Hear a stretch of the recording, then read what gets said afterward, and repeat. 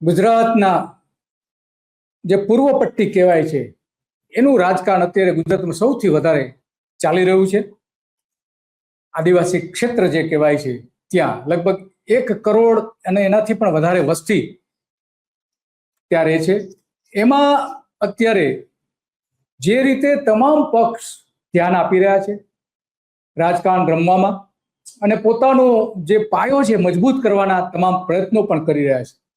એમાં ખાસ કરીને જ્યારથી ચૈતર વસાવાનો ઉદય થયો છે આમ આદમી પાર્ટીના ધારાસભ્ય, એમણે એ જે આખી પટ્ટી છે એ પટ્ટી ઉપર લોકોને જબરજસ્ત જાગૃત કર્યા છે અને એમની સામે સરકારે કેસ પણ કર્યા છે, દબાવવાથી લઈને તમામ પ્રકારના પ્રયત્નો કર્યા છે, પણ એના સંકજામમાં એ આવતા નથી અને ત્યાં આમ આદમી પાર્ટીને મજબૂત કરી રહ્યા છે. ત્યારે ભારતીય જનતા પાર્ટીને ચિંતા થઈ રહી છે કે હવે જે લોકસભાની ચૂંટણી અને બીજી સ્થાનિક સ્વરાજ્યની ચૂંટણીઓ આવી રહી છે એમાં ભાજપનું ધોવાણ થાય તો શું, કેટલા ધારાસભ્યો ગુમાવવા પડે, આ બધી જ ગણતરીઓ સાથે ત્યાં ભારતીય જનતા પાર્ટી મોટા પાયે પક્ષાંતર પણ કરાવી રહી છે.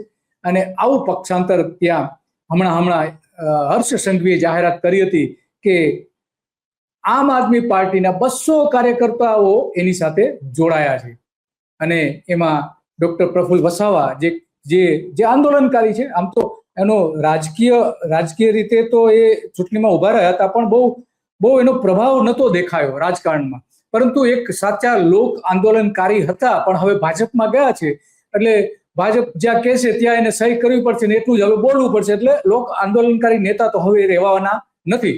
તો આ બધું જે અત્યારે ચાલી રહ્યું છે એના સંદર્ભમાં આપણે ઉમેશ આપણી સાથે જોડાઈ રહ્યા છે અને ઉમેશ એ બધી જ વાત કરશે. આપણા એ આદિવાસી પટ્ટીને બહુ સારી રીતે સમજે છે અને પત્રકારત્વ રીતે એમણે ઘણી બધી ત્યાં સમાચારો પણ બ્રેકિંગ ન્યૂઝ પણ ઘણા વખત આપેલા છે. આપણે ગુજરાત રિપોર્ટમાં એ સમાચારો આપણે ઘણી વખત લીધા છે અને અવારનવાર પોતાના અભિપ્રાયો પણ એ આપી રહ્યા છે. તો ઉમેશ, તમારું સ્વાગત છે ધ ગુજરાત રિપોર્ટમાં. નમસ્કાર બધા દર્શકોને. તો આ બધું જે અત્યારે એ આદિવાસી પટ્ટામાં રાજકારણ રમાઈ રહ્યું છે અને ત્યાંનું જે સ્થાનિક રાજકારણ શું છે એની તમે સારી રીતે લોકોને સમજ પણ આપો છો. આપણે ઘણા બધા કાર્યક્રમો પણ કર્યા કે વાસ્તવમાં અંદર ખાને શું ચાલી રહ્યું છે. જે ભાગ્યે જ જો ત્યાંના પત્રકારોથી લઈને ત્યાંના લોકો કે બીજી ટીવી ચેનલ કે ન્યૂઝપેપર્સ આપે છે એ એટલું ઊંડાણથી તમે ઘણી વખત આપતા રહ્યા છો. તો આજે પણ આપણે એવા ઊંડાણથી વાત કરવી છે કે હર્ષ સંઘવીએ જે ત્યાં જઈને જાહેરાત કરી છે કે આમ આદમી પાર્ટીના 200 કાર્યકરો એની સાથે જોડાયા છે. જો કે આમ આદમી પાર્ટીએ તો ઇનકાર કર્યો છે કે અમારા એક પણ કાર્યકર એની સાથે જોડાયા નથી. જે ડોક્ટર પ્રફુલ્લ વસાવા જે જોડાયા છે તો એ આમ આદમી પાર્ટીમાં નથી એવી સ્પષ્ટતા પણ એમણે કરી હતી. તો એ અંગેની બધી જે બાબતો છે, શું અંદરનું રાજકારણ શું છે એની થોડી વાત કરશો?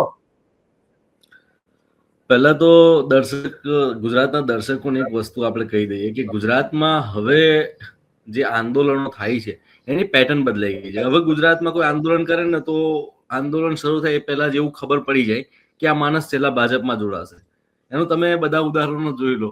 હાર્દિક પટેલે એટલું મોટું આંદોલન કર્યું, અંતમાં ગયા બીજેપીમાં. અલ્પેશ ઠાકોરે એટલો મોટા આંદોલનો કર્યા, ગયા છેલ્લા ભાજપમાં. હવે એની જ આ એક કડી છે અને એ કડીના ભાગરૂપે પ્રફુલ્લ વસાવા જે ડોક્ટર પીએચડી થયેલા છે અને રાજભાઈ કે જેઓ વિદેશમાં ભણેલા છે એ બંને પણ ભાજપમાં જોડાયા. એટલે એ લોકોએ પણ બહુ મોટું આંદોલન કર્યું હતું. કેવડિયાને લઈને સમગ્ર દેશમાં એમને મુદ્દો બનાવ્યો હતો. ભાઈ કેવડિયામાં જે સ્ટેચ્યુ ઓફ યુનિટી બન્યું અને સરદાર સરોવર ડેમ બન્યો એમાં મોટા પાયે આદિવાસી સમાજના લોકોનું ડિસ્પ્લેસમેન્ટ થયું છે. એને લઈને લોકો લડતા રહ્યા અને લડાઈ જબરજસ્ત આપી હતી. એવું નથી કે એમને કોઈ કચાશ રાખી હોય, એવું પણ ન હતું તે વખતે. તે વખતને જોઈને સ્થિતિ જોઈને એવું લાગતું ન હતું કે આ લોકો ક્યારે બીજેપી સાથે જોડાશે, કદાચ કોંગ્રેસ સાથે જોડાય, આમ આદમી પાર્ટી સાથે જોડાય. કે ભૂતકાળમાં પ્રફુલ્લભાઈ આમ આદમી પાર્ટીમાંથી ચૂંટણી પણ લડી ચૂક્યા છે નાંદોદ વિધાનસભા સીટ ઉપરથી. ત્યાં એમને જેટલા એમને ધાર્યા હતા એટલા વોટ પણ ન હતા મળ્યા. કારણ કે ગુજરાતની આદિવાસી પટ્ટીમાં આમ આદમી પાર્ટીને ગઈ ઇલેક્શન વખતે લગભગ 11 સીટો એવી હતી જ્યાં કોંગ્રેસ કરતા વધુ મત મળ્યા હતા 27 સીટોમાંથી. એટલે એટલા સારા મત મળ્યા હોવા છતાં પ્રફુલ્લભાઈને એટલા સારા મત નતા મળ્યા. પરંતુ તે વખતે એમનો જબરજસ્ત વિરોધ અને બીજું સૌથી મહત્વની વાત એ છે કે આખું જે સમગ્ર રાજકારણ થયું એમાં ફક્ત આ ઘટના એ પૂરતી નથી કે ખાલી પ્રફુલ્લભાઈ, રાજભાઈ કે અન્ય કોઈ નેતાઓ બીજેપીમાં જોડાયા. આ ઘટના ફક્ત એટલી નથી. આ ઘટના એ પણ છે કે શું એ લોકો જે મૂળતઃ કોંગ્રેસી વિચારધારા ધરાવે છે એ લોકોને કોંગ્રેસ પોતાની પાર્ટીમાં લેવા માટે તત્પર અથવા તો તૈયારી બતાવી હતી. શું આમ આદમી પાર્ટીએ કોઈ પ્રકારનું એ લોકોને સાથે વાતચીત કરી હતી? આ પણ એક ઘટનાઓ છે. જો પ્રફુલ્લ વસાવાએ જયારે આમ આદમી પાર્ટીમાંથી રાજીનામું આપ્યું હતું ને દિલીપભાઈ, ત્યારે એમને એક મુદ્દો એ કર્યો હતો કે ભાઈ યુસીસી ના મામલે સેન્ટ્રલમાંથી જે આમ આદમી પાર્ટીની જે સ્ટેન્ડ હતું, એ સ્ટેન્ડ એ હતું કે તેઓ શરૂઆતમાં યુસીસી ના સમર્થનમાં હતા. હવે પ્રફુલ્લભાઈ એ મુદ્દાને લઈને રાજીનામું આપી દીધું અને જોડાઈ ગયા એ પાર્ટીમાં જે યુસીસી લાવ્યા છે. એટલે આ તો બહુ જ વિડંબના થઈ ગઈ કે એમને પાર્ટીને એવું કહીને છોડી દીધું કે તમે યુસીસી ને સમર્થન કરો છો અને એવી પાર્ટીમાં જોડાઈ ગયા કે જેઓ યુસીસી લાવ્યા છે. અને માત્ર યુસીસી વિરોધ કરતા હતા એવું નથી, અનેક ક્ષેત્રે એમણે વિરોધ કર્યો હતો.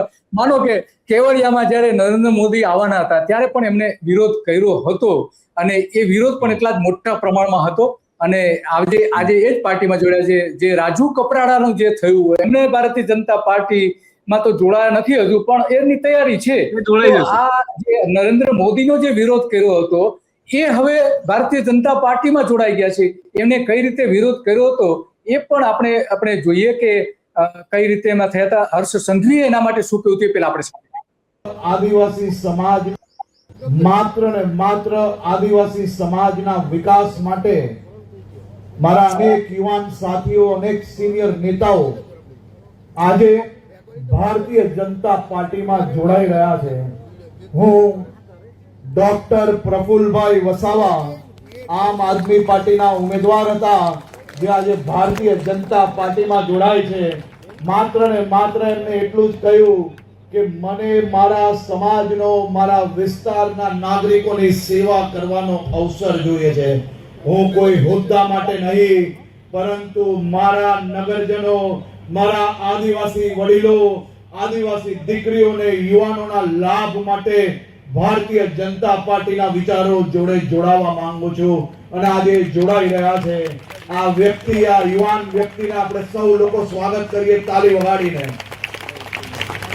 ખૂબ સારું કામ કરી રહ્યા છે, નિસ્વાર્થ કામ કરી રહ્યા છે.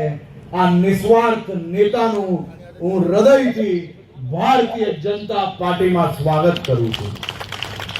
હવે આજ પ્રફુલ્લ વસાવા, ઉમેશભાઈ, એમણે જે દેખાવો કર્યા હતા નરેન્દ્ર મોદી સામે, કાળા ફુગ્ગાઓ ફરકાવેલા, ફુગ્ગો ફોડી નાખ્યો હતો નરેન્દ્ર મોદીનો, અને એ જે આખી ઘટના હતી એ હવે ભારતીય જનતા પાર્ટીમાં છે. તો જે હર્ષ સંઘવી કહી રહ્યા છે કે લોકો માટે નરેન્દ્ર મોદી હાય હાય હાય હાય હાય હાય, નરેન્દ્ર મોદી હાય હાય હાય હાય હાય હાય, भाजपा सरकार हाय हाय हाय हाय हाय हाय, अभी तो ये अंगड़ाई है, आगे और लड़ाई है, अभी तो ये अंगड़ाई है, आगे और लड़ाई है. जय जय बिरसा जय भीम, जय भीम जय भीम, जय जय बिरसा जय भीम, जय भीम जय भीम. नरेंद्र मोदी मुर्दाबाद, मुर्दाबाद मुर्दाबाद, नरेंद्र मोदी मुर्दाबाद, मुर्दाबाद मुर्दाबाद, नरेंद्र मोदी मुर्दाबाद, मुर्दाबाद मुर्दाबाद, नरेंद्र मोदी मुर्दाबाद, मुर्दाबाद